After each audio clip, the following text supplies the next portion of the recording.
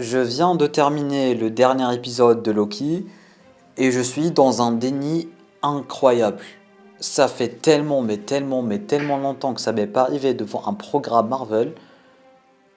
Genre, vraiment, est-ce que vous vous rendez compte de ce qui vient de se passer? Est-ce que vous vous rendez compte de tout ce que ça représente en fait quand on voit Loki dans Thor, premier du nom, et quand on voit plutôt, j'arrive même plus à parler, je suis dans un déni incroyable, quand on voit Loki aujourd'hui. Est-ce que vous vous rendez compte du chemin et du développement que ce personnage a eu? C'est incroyable.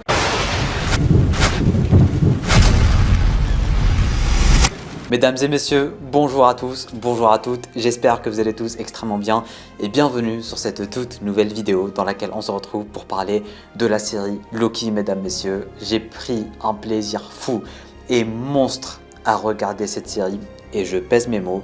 D'ailleurs, le fait d'avoir regardé cette série en binge-watching m'a vraiment beaucoup aidé. Parce que vous avez vu récemment quand la série était sortie, je vous avais proposé une vidéo dans laquelle je vous disais que j'allais pas regarder Loki Day One et que j'allais attendre tous les épisodes. Et heureusement que je l'ai faite parce que première des choses, j'aurais jamais pu vous proposer une vidéo pour chaque épisode parce qu'il se passait quasiment rien. Genre vraiment, je sais pas si vous avez remarqué, mais la série Loki en général, j'ai l'impression que c'est juste un film divisé en parties. Tellement tu peux rien faire entre les épisodes. Et juste le fait d'avoir tout regardé directement la veille de ce dernier épisode, je suis sous le choc, mesdames, messieurs. Marvel est revenu à son prime. Pas pour longtemps, hein, pas pour longtemps, mais vraiment, j'ai pris une claque monumentale à regarder cette série en général, vraiment, que ce soit la première, la deuxième saison, parce que c'est un peu comme les deux parties d'un livre en fait, comme l'a dit le réalisateur. Il n'y a pas de troisième saison qui va arriver parce que vraiment, en fait, c'est bon, Loki, le but de la série, c'est bon, la série elle a atteint son but et franchement, qu'est-ce que c'est plaisant et qu'est-ce que ça fait plaisir. Franchement, vraiment, même moi, j'ai le sourire de vous parler d'un programme Marvel et j'ai le sourire de vous parler d'autre chose que Marvel Spider-Man 2. Parce que ça fait des mois qu'on ne fait que parler de Marvel Spider-Man 2 et aujourd'hui j'ai enfin l'occasion et la chance de partager une autre passion avec vous et notamment concernant le MCU. Franchement, je suis dans tous mes états, mesdames, messieurs. Du coup, d'où l'intérêt de vous abonner ainsi qu'activer les notifications si vous êtes nouveau, nouvelle sur la chaîne et tout. Franchement, mesdames, messieurs, ça me fait un plaisir fou et monstre de parler du MCU et de parler de Marvel en général, mais j'en ai pas forcément tout le temps l'occasion parce que les vidéos ne marchent pas. Du coup, si vous aussi vous êtes passionné par cet univers, partagez, abonnez-vous, donnez de la force. Merci à tous ceux et celles qui arrivent et bien évidemment, merci à toute la communauté en général. Alors, mesdames, messieurs, cette saison 2 de Loki, j'ai déjà adoré le pitch de la saison. C'est juste en fait Loki qui va devoir faire avec les répercussions de la première saison. Juste après le décès de celui qui demeure, le multiverse a explosé et Loki doit gérer tout ça. D'un côté, durant cette saison, on a eu un développement incroyable du personnage de Loki, mesdames, messieurs. Et je pèse mes mots en disant développement incroyable. Parce que déjà dans la première saison, il s'est rendu compte de pas mal de choses, de Thor, de son frère, de tous les événements qui ne servaient à rien, etc., etc.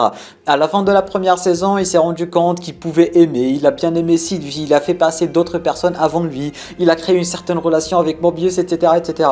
Mais durant cette deuxième saison, mesdames, messieurs, déjà, son ultime sacrifice, mesdames, messieurs, qu'est-ce qu'il est symbolique. Et en disant le mot symbolique, je pèse mes mots, la symbolique, elle est frappante. Le mec, tout ce qu'il voulait depuis longtemps, depuis toujours, depuis tout petit en fait, c'était de devenir roi, d'avoir un trône, d'être à quel âge, tu vois, c'est Loki en fait. Et quand tu vois là où il est arrivé, là maintenant tout de suite, le mec c'est le roi de tout l'univers, c'est le roi de tout le multivers, c'est lui qui contrôle tout, il sait tout, il a limite pris la place de celui qui demeure en fait. Et qu'est-ce que c'est beau et symbolique parce que ce n'est pas tout qui a fait le développement du personnage. Parce que durant cette deuxième saison aussi, notre bon vieux Loki, mesdames, messieurs, s'est rendu compte qu'il s'est attaché non pas à une mais à plusieurs personnes qu'il appelle maintenant des amis. Et ça, pour Loki, ça pour des gens qui regardent depuis toujours, pour des gens qui ont connu Loki depuis le tout premier Thor jusqu'à aujourd'hui, qu'est-ce que ça fait plaisir, qu'est-ce que ça fait du bien. J'avais limite les larmes aux yeux quand Sylvie a fait la remarque à Loki et qu'il s'est rendu compte en fait que tout ce qu'il était en train de faire, c'était pas juste pour sauver le TVA, mais surtout parce qu'il voulait pas perdre ses amis, parce qu'il s'est construit une petite famille, des amis, il a construit des relations. Et juste le fait de dire que Loki a fait tout ça, c'est beaucoup trop incroyable. Et son sacrifice ultime à la fin, après s'être rendu compte que tout ce qu'il faisait, que peu importe ce qu'il faisait, ça allait toujours lead vers le même résultat. Peu importe ce qu'il faisait, peu importe les changements, peu importe tout ce qu'il a fait, mais il est devenu tellement cheaté. Le mec, ça faisait des décennies et des décennies. Il a appris la physique, il a appris la science, il a tout appris juste pour essayer de sauver le TVA, juste pour essayer de protéger ses amis. Il a enchaîné sacrifice après sacrifice, après sacrifice, après sacrifice. C'était beaucoup trop pour une seule personne. Et après, l'ultime sacrifice, mesdames, messieurs, pour faire en sorte que Sylvie puisse vivre, que Mobius puisse vivre et avoir sa vie, pour que tout le monde puisse vivre, pour faire en sorte que le TVA puisse vivre, mesdames, messieurs, Loki a fait l'ultime sacrifice. Il a tout simplement pris le trône de tous les univers, de tous les multivers, mesdames, messieurs. C'était une scène incroyablement digne de ce nom. Le ton, la musique, c'était épique. Comment il est sorti, comment il a créé son costume, comment sa cape, en fait, c'était l'étoile du multivers. Je sais pas si vous avez remarqué, mais vraiment, sa toile, sa cape, pardon, c'était vraiment le multivers, en fait. Je sais pas si vous avez remarqué aussi, mais son nouveau... Sa couronne, mesdames, messieurs, je ne sais pas si vous l'avez remarqué, mais elle est faite de la même matière que les fameux trucs de Kong. Et ça veut tout dire. Loki est vraiment devenu le dieu des univers. Loki est devenu l'entité cosmique de Marvel. Loki est devenu la personne qui sait tout ce qui se passe dans tous les univers. À la toute dernière scène du film, on l'a vu verser une larme parce qu'il avait vu Mobius rentrer chez lui. Qu'est-ce que c'était épique, et on n'en parle pas vraiment assez de la scène de la transformation. Sa cape, la musique épique, comment il a transformé la toile multiverselle en un arbre en fait asgardien, on va dire. Comment vraiment, comment il a pris la métaphore un peu trop au sérieux avec les bronzes du multivers et tout. Qu'est-ce que c'était épique. Loki a eu la fin qu'il méritait depuis toujours, le développement qu'il méritait depuis toujours. C'est officiellement le personnage le plus cheaté, le plus incroyable et le plus développé du Marvel Cinematic Universe, et ça fait du bien d'avoir ce genre d'histoire racontée. Ça fait du bien d'avoir ce genre de renouveau dans le Marvel Cinematic Universe. Ça fait du bien d'avoir à nouveau des émotions, d'être à nouveau dans un déni quand tu termines quelque chose, parce que maintenant de nos jours tu termines, tu es en train de rigoler, tu termines, tu t'en fous, mais là je suis dans le déni, je me pose des centaines de millions, de milliards de questions, je sais pas comment ça va se passer.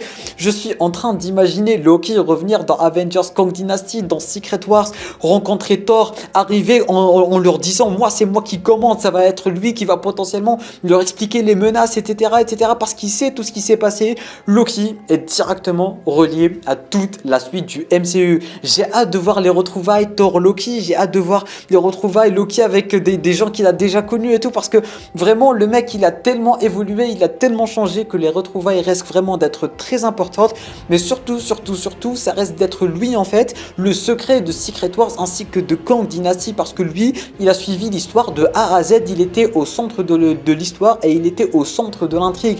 Du coup ça va être un peu lui comme Hulk durant Infinity War quand il aura annoncé un peu le truc. Ça va être Loki qui va arriver, qui va dire ouais voilà ceci, cela, Kang, le multivers, parce que Loki il est devenu cheaté, il est devenu intelligent, il connaît le multivers, il connaît l'univers. Et franchement mesdames, messieurs, waouh, un grand big up et un grand GG à Marvel Cinematic Universe de nous avoir pondu une aussi belle masterclass.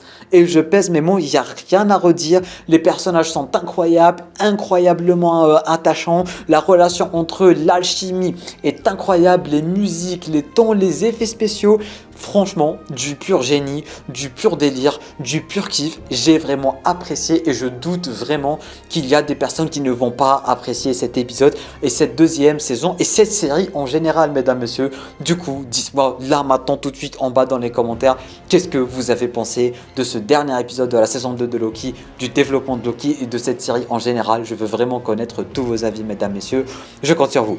Du coup, voilà, je pense avoir dit tout ce que j'avais à dire à propos de cette deuxième saison, à propos de ce dernier épisode, à propos du personnage de Loki en général. Il y aura pas mal de vidéos qui vont arriver sur Secret Wars et tout, parce que là j'ai vraiment beaucoup de théories qui sont en train de me popper en esprit et tout, et je dois partager cette passion. Franchement, je suis très content de reprendre du service du côté du MCU, de rethéoriser, de être dans une hype en fait, parce que ça fait longtemps que la hype s'était éteinte du côté du MCU. Là pour le coup, on commence à voir le bout du chemin, on commence à voir le bout du tunnel. Secret Wars, Kang Dynasty, beaucoup de choses commencent à s'instaurer et ça fait grave plaisir plaisir. Merci à tous ceux et celles qui ont regardé cette vidéo jusqu'à la fin. Je compte sur vous pour laisser un petit pouce bleu pour le référencement. Même chose du côté des commentaires. Tu peux regarder notre vidéo en cliquant juste ici. Tu peux t'abonner à la chaîne YouTube ainsi qu'activer les notifications en cliquant juste là. Sur ce, moi je te dis à très bientôt pour une toute nouvelle vidéo. C'était un Amiat.